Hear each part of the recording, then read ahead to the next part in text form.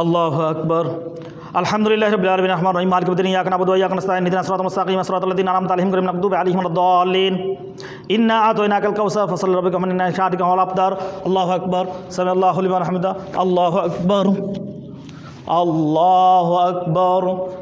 সম্মানিত দিনী ভাই বোনেরা, অসংখ্য মসজিদে এমন নামাজ হয়, আমি যেভাবে নামাজ পড়ে দেখালাম আপনাদেরকে, তেলাওয়াত করে শোনালাম, এত স্পিডে তেলাওয়াত করে, এত স্পিডে নামাজ পড়ে যে নামাজের ফরজগুলো সব তরফ হয়ে যায়, এতে করে নামাজ হয় না।